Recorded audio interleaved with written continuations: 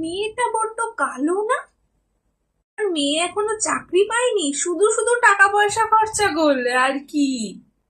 মেয়েটা কি ফর্সা না? দেখে তো মনেই হয় না বাঙালি বলে। প্রেম করে বিয়ে করেছিল তো, ওই জন্য 2 মাসের মধ্যেই ছেড়ে চলে গেছে। এই হয় কি? ওর আগে 10টা এক্স ছিল।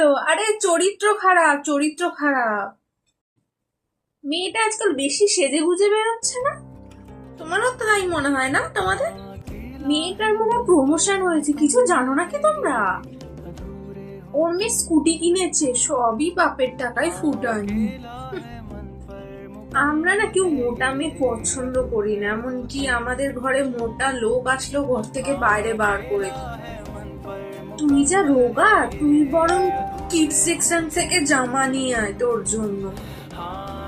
দোকানে গিয়ে জামা কিনবি করে? ওর সাইজে তো কোনো জামাই পাওয়া যাবে না দোকান থেকে। মুখে যা দাগ, তুই একটু হলুদ মাখ। না না, এর রাশি লগ্ন কিছুই মিলছে না। হবে না, হবে না। সো ডিয়ার উচ্চ শিক্ষিত গামছাওয়ালা বেকার মানুষজন, এসব করার জন্য আপনারা টাকা পয়সা পান না? আপনার এই একটা ছোট্ট জঘন্যতম কমেন্ট না একটা মেয়েকে সারা রাত ঘুমাতে দেয় না। সে বারবার আয়নার সামনে যায় এবং নিজেকে প্রশ্ন করে যে আমি কি সত্যি এতটা খারাপ, আমি কি সত্যি এতটা রোগা, বা আমি কি সত্যি এতটা মোটা, আমি কি সত্যি এতটা দেখতে খারাপ, বা আমি কি সত্যি এতটা কালো। ডিপ্রেশনের মানে বোঝেন তো?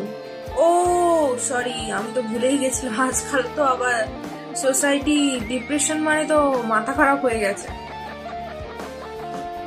নেক্সট টাইম থেকে এই জ্ঞানগুলো কাউকে না দান করে কিংবা মেয়ে দেখতে এসে অপমান না করে মেয়ের প্যারেন্টসকে একবার নিজের দিকে তাকান, নিজেকে আয়নার সামনে দাঁড়িয়ে প্রশ্ন করুন যে আপনি কি পারফেক্ট, আপনি সমস্ত দিক থেকে কি পারফেক্ট। আর বাকি রইল এই সমস্ত সমাজের জন্য, এই সমাজের মানুষগুলোর জন্য আমরা ভাবতে থাকি লোক লোক, সোসাইটি, মানুষজন, লোক, সোকল সোসাইটি কি ভাববে, কি মনে করবে। আর এই চক্করে যদি তুমি নিজের প্রতিবাদ করতে ভুলে যাও, নিজেকে সম্মান করতে ভুলে যাও, সব কিছু মুখ বুঝে সহ্য করো,